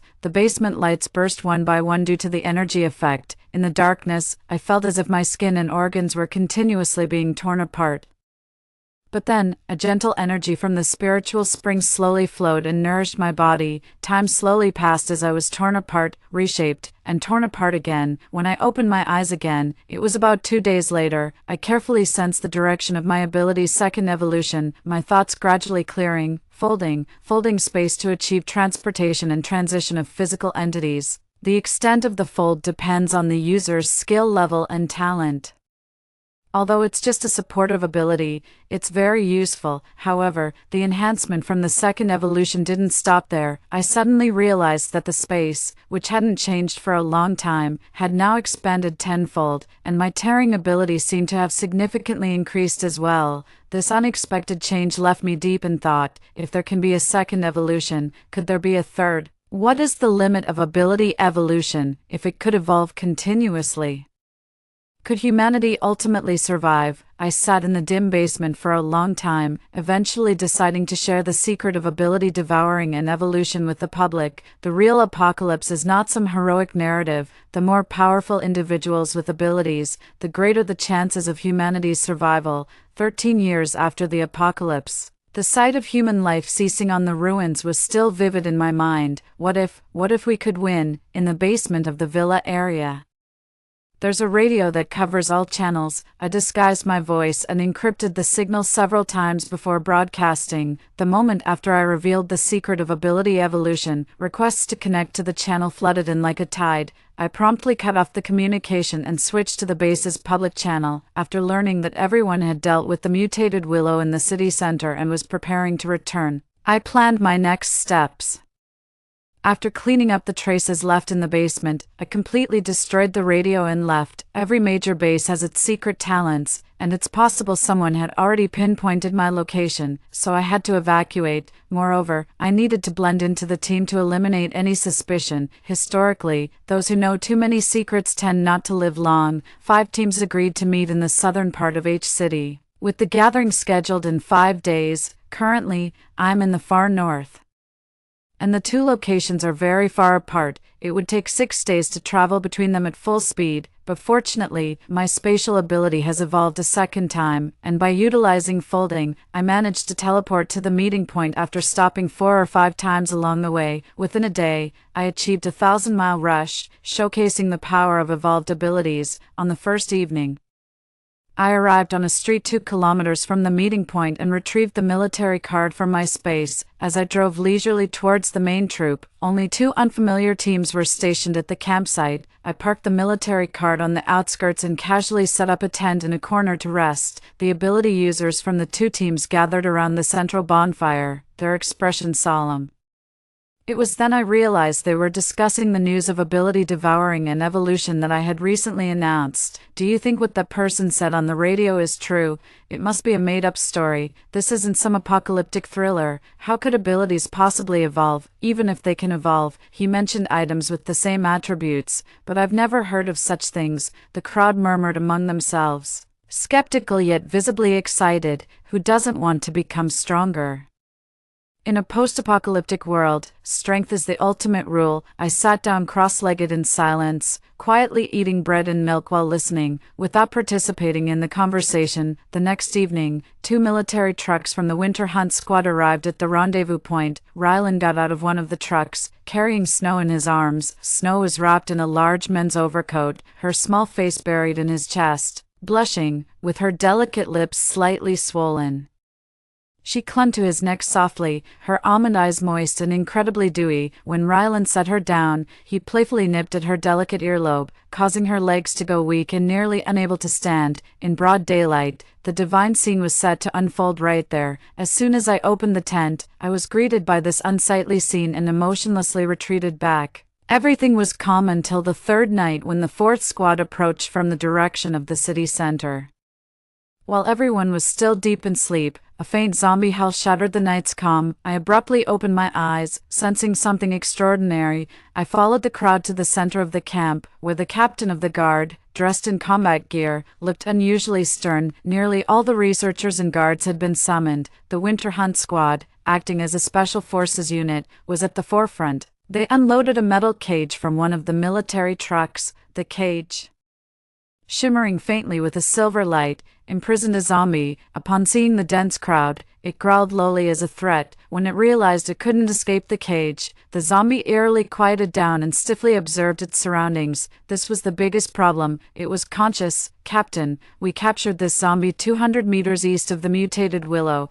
It's exhibiting abnormal behaviors. Should we execute it immediately? The squad leader reported the situation in detail, his expression equally grim. A zombie exhibiting abnormalities was not a good sign. If they could become stronger, humanity would be in danger. It was clear Rylan had thought of this too. His palms burst forth with majestic purple lightning in the cold, dark night, the intent to kill spreading. However, just then, the zombie suddenly stopped moving and stared intently in Snow's direction. It made a ha-ha sound, seemingly anxious. Snow, initially turning her head away in pity, inadvertently met its gaze and shuddered violently. She incredulously stepped back, her eyes misting over. I knew Snow recognized it. It was a child she had cared for in the orphanage where she volunteered before the apocalypse. In a previous life, a conscious zombie had also been captured but later disappeared from the research institute. I suspected it wasn't an escape, but that Snow, recognizing it, had secretly set it free. Why was I so sure this was the same zombie? Because it was the future Zombie King who led the zombies against humanity, killing countless mutants, and it was also Snow's last trump card in the apocalypse. In a previous life, during a zombie horde siege on the northern base, a retreat had occurred. At that time, I was on the city wall, transporting weapons. Back then, Snow, anxiously watching Rylan fighting on the front lines, hadn't noticed a gaze from the horde intensely fixed on her.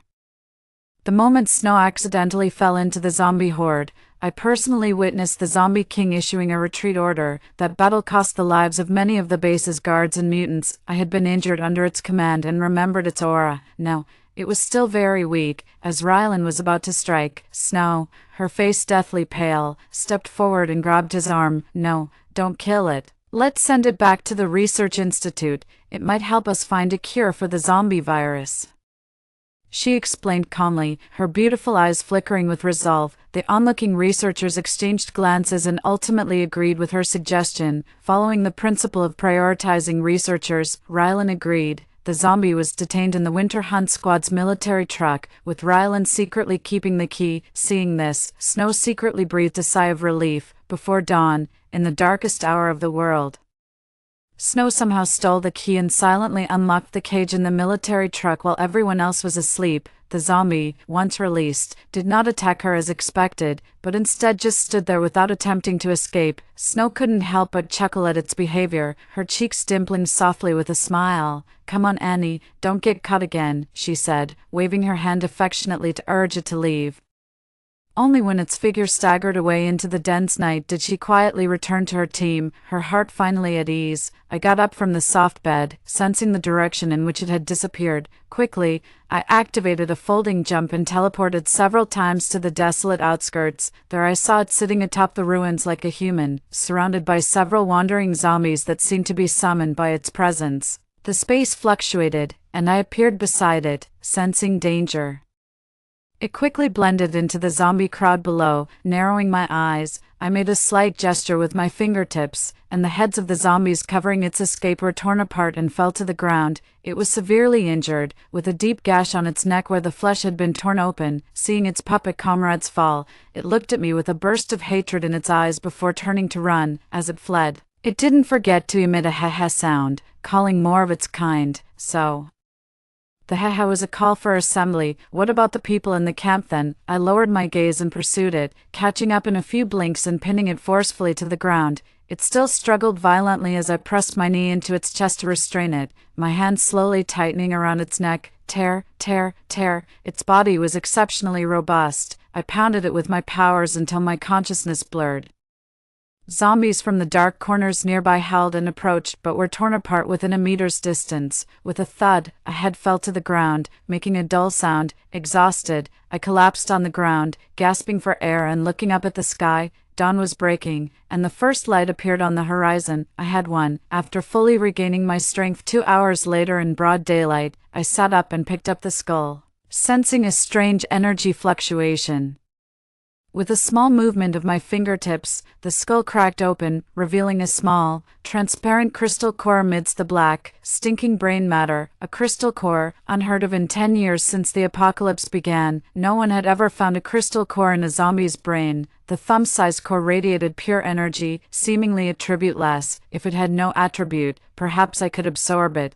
I temporarily stored the head, body, and crystal core in my space and teleported back to the tent using the folding jump. It was lively outside early in the morning, as the ability users were clearing the surrounding zombie bodies. Despite the attack, the large and powerful numbers at the gathering point had managed to completely annihilate them. Suddenly, a shout broke the situation. Not good. The zombie in the cage has disappeared. Chaotic footsteps sounded, and I lay straight back on the soft bedding, peacefully. I fell asleep. On the evening of the 5th day, the last team arrived at the gathering point. After nearly half a month of bloody battles, everyone was tired. The logistics team generously cooked noodle soup. People gathered around the camp, excitedly burying their heads and devouring the fragrant noodles. I too received some food and quietly shrank in a corner to reduce my presence. Before I had eaten half, Rylan and other senior internal members received a communication from the base. They held a secret meeting on a military truck, and when they came down, they looked solemnly over the crowd. The guard team then began to individually check the ability users present, asking about everyone's whereabouts on the night 5 days ago. I immediately realized that the people from the northern base had decrypted the encrypted signal from the radio in the villa's basement. Now that they had the location, they wanted to use it to find those who knew the secrets of ability evolution. From evening to deep night, the guard team conducted a thorough check without much result. Although members of the 5 teams had been separated by accidents, most had escaped in groups, meaning they had companions to vouch for them. Only I, alone and solitary, was the most suspect on the scene. However, the captain of the guard team just circled around me twice, confirmed my appearance, and then excluded me. The reason was simple. The broadcast's location was in the northernmost part of H City. Traveling from the north takes at least 6 days and nights. I arrived at the camp on the first day after the rally signal was sent, and 2 teams remembered me. A search for those in trouble yielded no results, so the guard squad let everyone return to their tents to rest. I didn't move and stayed sitting by the campfire, warming myself and roasting sweet potatoes by the charcoal. When the apocalypse first began, I passed by a farm and gathered some tasty tubers. A dark figure approached, the bright campfire casting a flickering light on his face. "You are strong. Join the winter hunt. I will ensure your safety," said Rylan. It was both a recruitment and a test. Even though I was cleared of suspicion, his hunter's intuition still pinpointed me as the person from the broadcast. Unfortunately, he had no proof. Recruiting me was meant to enhance the overall strength of the winter hunt and to pry more secrets of evolution from me. I pulled a fragrant roasted sweet potato from the fire, peeled it, and took a bite. It was soft and sticky, just the texture Luna liked. I planned to promote its cultivation once we reached the western base. Rylan was still waiting for my response, quietly and calmly, but in reality, he knew my background and I understood his schemes. We were tacit enemies. Even if I agreed, she wouldn't, I said. She's too kind to associate with me. I didn't outright refuse, but instead lifted my chin in a mocking smile. From a nearby tent, Snow, tightly wrapped in his oversized coat, stared over, his face tense and unable to hide his disappointment as he ran towards the darkness. "I hope you won't regret this." The man's cool voice reached me, and by the time I looked up, he had already left. The warmth of the fire faded, and a chill swept in. I threw the sweet potato skin into the fire, watching as Rylan chased after Snow into the night. In the darkness, their proverbial halos of the main characters were faintly visible. Having not seen them for many days, Rylan's powers were now much weaker than mine. This meant Snow's triple fortunes, the Jade Space, a powerful partner, and the Zombie King, had all been severed by me. It seemed time to make a move on them. The journey back to the northern base took about half a month, and I drove a military truck blending in with the main forces. Unfortunately, I found no opportunity to catch the main characters alone even as we entered the base. Soon, an unexpected event silently occurred. Zombie horde incoming. All those with abilities, please quickly head to the city tower to combat the zombies. The base's shrill alarm echoed through the skies, a tense atmosphere spreading. I sprang from the dim basement bed, dressed in heavy clothes, and headed out. All those rushing towards the city tower were ability users, normally dispersed. The guards now emerged en masse, rushing to the front lines with their weapons. I had killed the Zombie King. Why was the zombie horde still erupting like in my past life? Could fate really not be changed? I saw Rylan at the city tower, dressed in all black tactical gear. He led the winter hunt squad, their faces grim as they stared at the horizon. A suffocating stench of decay filled the air, heralding the arrival of the horde. As the dense growling approached, all the ability users sprang into action. I realized then that the crowd already included evolved ability users. I was thankful I had disclosed the secret of ability evolution, giving humanity an extra chance. As the base commander issued orders, countless abilities exploded among the zombies: earth walls, firestorms, tornadoes, lightning. However, as waves of zombies fell, more continuously took their place, seemingly tireless and fearless. They surged towards the base like a tidal wave. Gradually, an atmosphere of oppression and despair began to spread. Without a moment to spare, I climbed to the highest step, kneeled on one knee, and gently placed my palm on the ground. Suddenly, a huge crack appeared out of nowhere on the battlefield. It was like a dark bottomless pit, frantically sucking in everything nearby. The zombies in the vicinity couldn't resist this powerful force and were violently pulled into the crack and devoured completely. The dense wave of zombies seemed caught off guard. Pausing abruptly for a moment, only after clearing a whole area did I raise my hand to close the crack. After resting on the spot for a few minutes, I turned in a different direction and continued to tear open new fissures with both hands. Several cracks appeared simultaneously on the field, filled with deadly intent. Even the most experienced superhumans were shocked by the scene, all casting sideways glances. Damn. I thought that was the ultimate move just now. How can she still unleash more?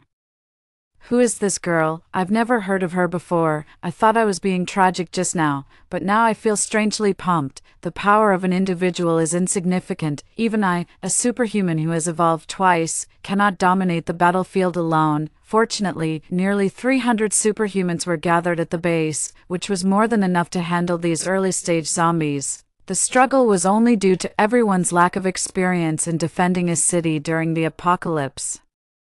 Having fought alongside the base for nearly a decade in my previous life, I was able to fill that gap. Earth users create a wall 50 meters from the base for separation, and a 5-meter deep circular trench 100 meters further. Water users fill the trench with water, and electro users release electricity into it. Wind users work with fire users to spread a sea of fire around the base. Mental abilities. At first, the superhumans were hesitant about my commands. But once they saw they were effective, everyone began to carry them out. The battle lasted several hours, and the sunset gradually disappeared below the horizon. When the last wave of zombies staggered and fell, the entire battlefield fell into a deadly silence. I closed the remaining spatial cracks and looked around. The firelight illuminated the entire area, and the ground littered with zombie limbs and dark bloodstains testified to the intensity of the recent battle. Victorious shouts spread from the city tower to the base, and many superhumans wept. Exhausted, I leaned against the city wall, my clothes soaked with sweat. The aftermath of overusing my abilities hit, and a sharp pain surged through my mind. In my blurred consciousness, I saw Snow, who had somehow made her way up the city tower, her bright eyes wide open, her pale face advancing towards me step by step. I instinctively furrowed my brows, sensing something was off, and a sense of alertness arose.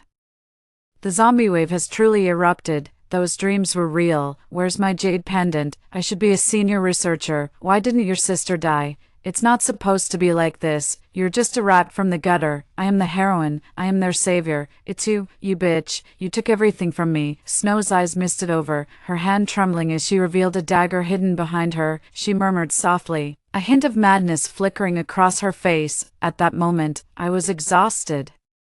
Leaning against the city wall, barely standing, with no strength left to resist, the closest person to us was Rylan, but he just coldly watched as Snow drove the cold dagger into my shoulder. The next second, purple lightning surged into my body, and I smelled the scent of burning flesh. My limbs numbed, unable to move, and the pain nearly shattered my sanity. Just like in my previous life, I fell from the high city wall once again. In my ears, the shouts of victory still echoed, "I can't die. Luna is still waiting for me." The fierce wind howled ceaselessly, and in the final moment before hitting the ground, I barely activated a fold. Before teleporting away, I saw the second wave of zombies furiously surging towards the horizon. When I regained consciousness, I was in a basement again, but it wasn't my home's basement, bearing the severe pain in my shoulder. I tried to push myself up but found my limbs powerless and unable to move. In the dim light, a plump little hand suddenly touched my mouth, and a sweet taste instantly spread across my palate. The door to the basement was pushed open, as someone, weary from travel, entered and turned on the light. Only then could I clearly see the child sitting next to me. It was Mountain's granddaughter, Yo-Yo. "Sit further away. Don't touch your sister," Mountain said. He had barely managed to secure some medicine from the base clinic when he found his granddaughter curiously leaning over my bed. In a panic, he picked her up, only then realizing I had come to my savior. "You're finally awake." I hadn't seen Mountain in months. His posture was straighter, and he no longer looked as haggard and old as when we first met. Yo-Yo, quietly sitting in his arms, blinked her big eyes, her face softer now. After the first wave of zombies passed, I took on a task to help clear the zombie corpses around the base perimeter. "I didn't expect to find you. Seeing the knife on your shoulder, I got scared and didn't dare send you to the clinic, so I carried you back home instead. Luckily, my ancestors were doctors, which gave me the courage to remove the knife and stop the bleeding. You've been unconscious for 3 days. Are you all right?" As Mountain carefully explained. He lifted the white cloth from my shoulder to apply medicine to the wound. When the first wave of zombies struck, he had taken his granddaughter to the basement for refuge, unaware of what was happening on the city walls. When the second crisis arrived, he hadn't ventured out again. I listened in silence, offering no explanations. A pot of millet porridge simmered on the stove nearby, bubbling and releasing a light, milky fragrance. "Have some porridge to regain your strength." Mountain served me a bowl of the thickest porridge. His granddaughter sipped the millet soup, smacking her lips, while he cheerfully nibbled on dry biscuits. A slight bitterness welled up in me as I gratefully accepted the bowl and slowly sipped. Only after consuming half a bowl of warm porridge did my strength somewhat return. That's when I realized that my supernatural abilities were still depleted. making even retrieving objects from my space extremely difficult. My weakened body was slowing the recovery of my powers. Based on the current situation, I would need at least half a month before I could use my abilities again. However, from Mountain's description, I surmised that the third wave of zombies would arrive soon. After a moment of thought, I used the last bit of my regained strength to pull a thumb-sized crystal core from my space and crawled to a corner to sit cross-legged. Grandpa, I need to meditate in silence for the next 3 days. Please guard this place for me. All right, I'll make sure no one disturbs you. Mountain solemnly nodded, then carried his granddaughter to the bed and dragged it to the door to block it. He lay down straight, demonstrating his unyielding resolve. I managed a weak smile at him, gripped the crystal core, and slowly closed my eyes. This was the unattributed energy core I had extracted from the brain of a zombie king after killing him. It was supposed to be absorbable, soon, a pure warm current flowed from my palm, spreading through my fingertips into my limbs and bones, like a long dry well desperately absorbing a much-needed rain. My weakened body soaked up the tremendous energy, which transformed into a spatial force, slowly permeating the cramped basement, the empty base, the psychics fighting bravely on the walls, the rapidly approaching third wave of zombies. Just as I thought my consciousness would not extend further, the limitations of space broke. Extending into a vast wasteland, huge armies of zombies, humans fleeing in all directions, bases being gradually overrun. The distant eastern and southern bases had already fallen, people screaming as they died under the jaws of zombies, yet the next second, they staggered to their feet, their complexions ashen. The crystal core in my hand gradually dimmed, and my consciousness began to retract. The third evolution of my abilities also spawned a new power: seal, isolate a certain range of space, preventing any entity from entering or leaving, a strong defensive ability, perfect for defending a city. At the same time, I noticed on a shelf in the corner of the space, where seeds were stored, a tender green sprout was bursting with life. This means that the space can now sustain life and house living beings. I controlled the seed with my consciousness, attempting to plant it in the greenhouse experimental field a kilometer away from the base through fold teleportation. After a moment, the slightly moist sensation of the soil was transmitted through the seed. It was a success. The fold had evolved from only being able to teleport oneself to creating spatial channels to transport other entities. Sister, in the cramped and dim basement, the doll that had been sleeping soundly suddenly scrambled up, pointing in my direction and babbling. Mountain, who had been napping, instantly sat up with a jolt. Seeing that I had woken up unharmed, he let out a huge sigh of relief. The small stove was ready with cooked white rice and a boiled egg. The old man scooped a full bowl of rice for me and stuffed the egg into my hand. The doll in his arms lipped eagerly, drooling, but sensibly did not fuss to eat. Soft-hearted, I quickly peeled the eggshell, took a few bites, and fed the tender yolk to her. However, I had barely eaten a few bites when the base's shrill alarm sounded again. Warning: the third wave of the zombie horde is approaching. Please support if you can. The broadcast repeated 3 times and then stopped, never to sound again. Although this wave of zombies was not as large as before, after 2 desperate battles, everyone was already at their limit. The remaining superhumans stood on the city walls, filled with despair. Seeing the dire situation, Rylan hesitated for a few seconds before deciding to leave with teary-eyed Snow. Little did they know, the next second, my figure had shifted to the city wall. The superhumans watched as a figure rippled out of thin air, and just as the zombies were about to breach the wall, they were suddenly blocked by an unknown force. The familiar spatial rift appeared again, devouring a large number of zombies around it. The commander is back, I declare. From now on, the commander sister is my great sister. What to do? I feel like we can win again. It turned out that during my absence, the base leader had appointed me as the commander. My combat power instantly turned the tide, and the exhausted crowd seemed to grasp hope and cheered up. Pushing their drained superpowers to the limit, they continued to use them. When it became clear that the zombies were indeed being invisibly blocked outside the base, everyone became even more energized, almost recklessly smashing their superpowers down. The few superhumans who had evolved during the last encounter were still alive, showing extraordinary combat strength. Having fought side by side for many days, they developed a tacit understanding, and the combination of wind and fire instantly whipped up a fiery explosion on the battlefield. The soaring flames lit the dark clouds, seeming to break through them. This is the greatness of humanity, even on the brink of extinction. As long as there is a glimmer of hope for survival, they will rise up in resistance. Hope, like a spark, ignites the boundless wilderness in people's hearts. The superhumans shouted slogans, vowing to defend the fortress built by human hands. When the last zombie disappeared into the rift, dawn quietly arrived, daylight scattered across the earth, and the zombie tide completely receded. Listening quietly to the shouts of victory, I disappeared from the crowd. Boom! In the secret passage of the northern base, I appeared directly, tearing the speeding military truck into two halves. The two people inside tumbled out, rolling several meters away. Snow groaned in pain, her delicate skin almost completely unscathed. The arm that had stabbed me with a dagger was forcibly torn off, its stark white bones exposed to the air. The next second, she turned pale and fainted.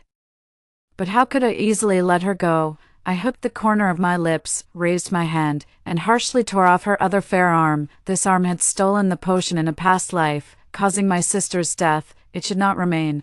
Snow was painfully awakened from her faint, looking at me with eyes filled with fear. You can't kill people. You can't kill me. I'm the female lead. I understand. Do you like Rylan? I can give him up for you. I'm handing him over to you.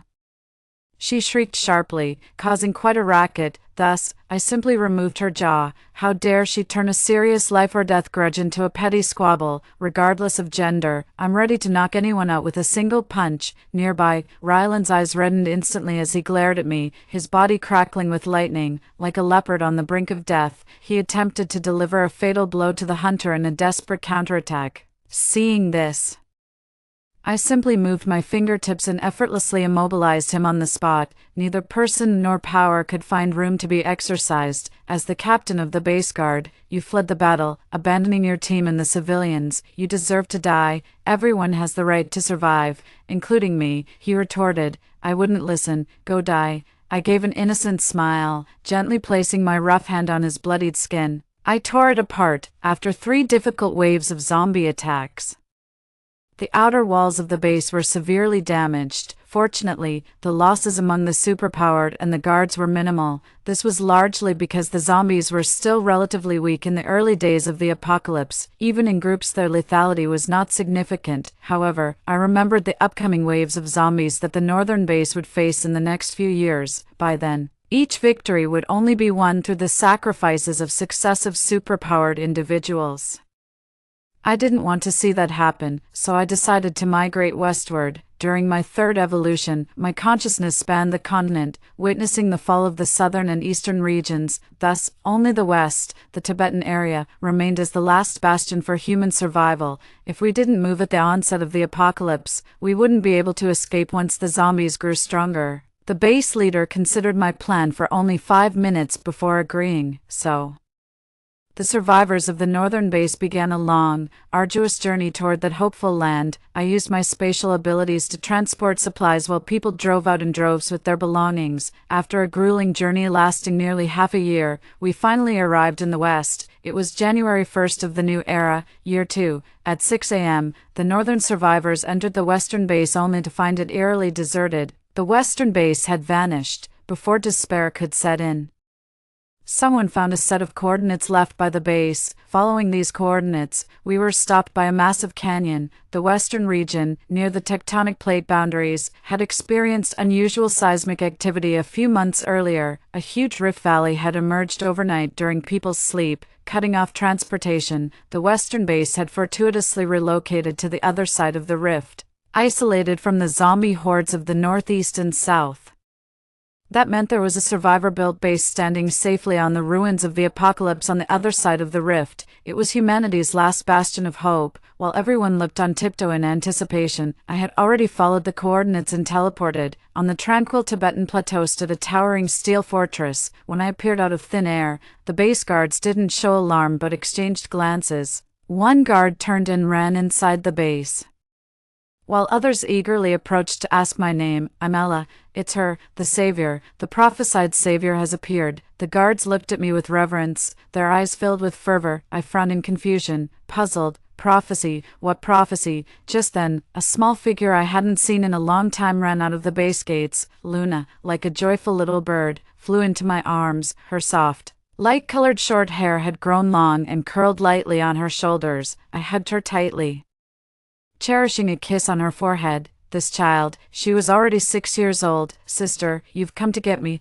I'm here. I always said I would come. Soft little hands gently caressed my face, tenderly wiping the tears from the corners of my eyes. Luna's parents, dressed in military uniforms, stood nearby with kind smiles and invited me into the base. Luna, are you a prophet? I asked. No, she replied. In the clean resting room, Luna, with her innocent charm, leaned against me, swinging her little legs. Despite her denial, as I walked through the base, I had heard of numerous prophecies she had successfully foreseen. For instance, 5 months ago, she predicted a meteorite would fall on City H. For months prior, she foretold a rift appearing in the west. 3 months ago, she declared an outbreak of a zombie tide. 2 months before, she envisioned a savior named Ella appearing outside the base. Each and every one of these events came to pass, saving the Western base and elevating Luna to a deity-like status among the survivors. Yet now, Luna claimed she could not prophesy. There was only one possibility left. She, like me, had been reborn. This time, Luna did not deny it.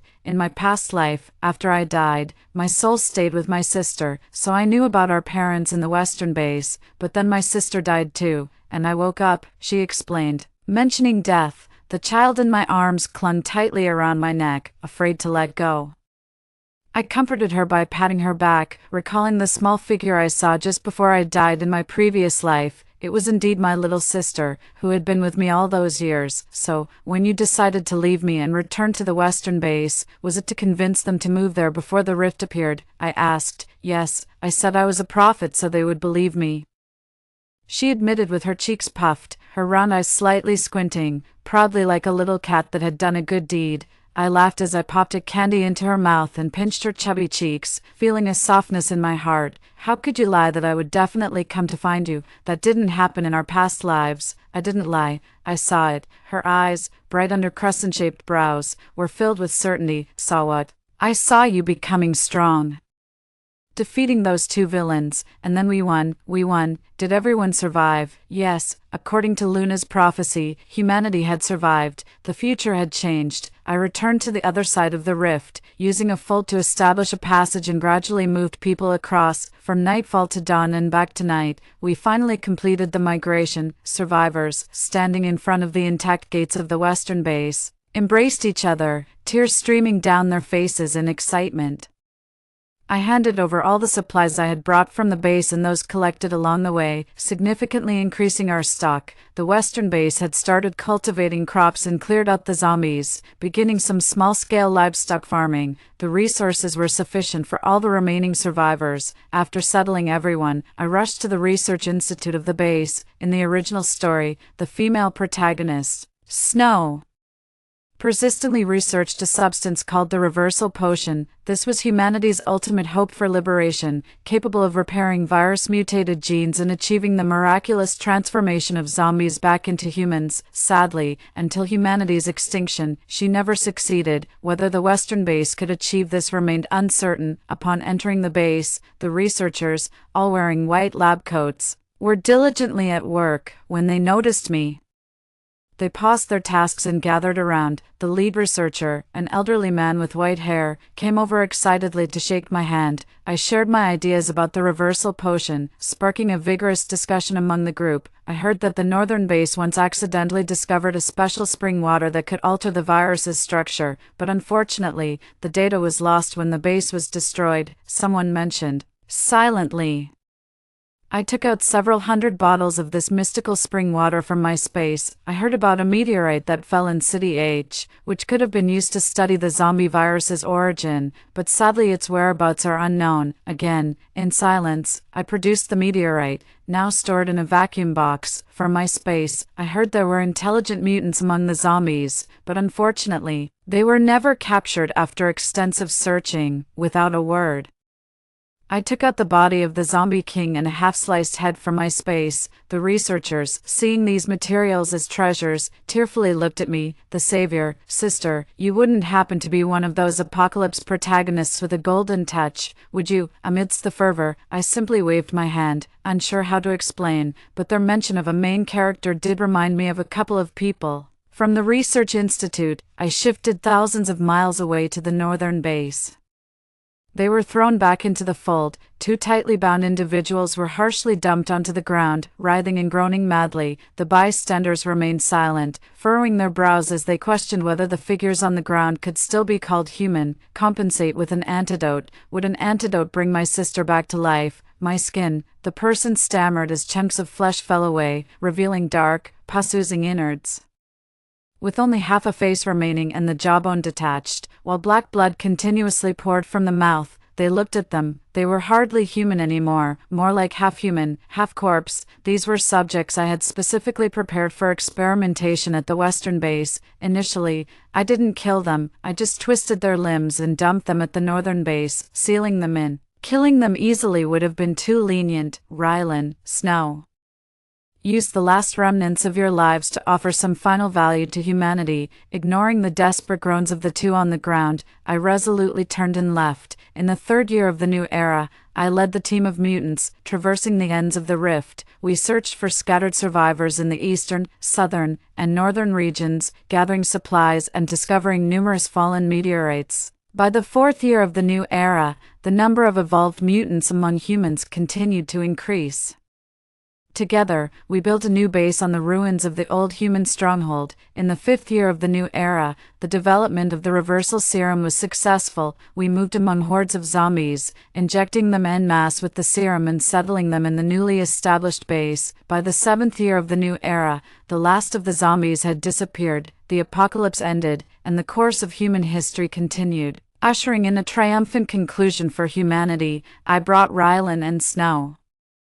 Restored to their human forms, back to the original northern base. Ella, I was wrong. Please forgive me, Ella, you wretch. You won't die a good death. You're just a minor villain. After my rebirth, you'll be the first one I kill. Ha ha, thud. As they fell from the city wall amidst the howling wind, they crashed into a heap of mush. The world did not collapse, the timeline did not rewind, and no one was reborn again. The dawn's early light appeared on the horizon.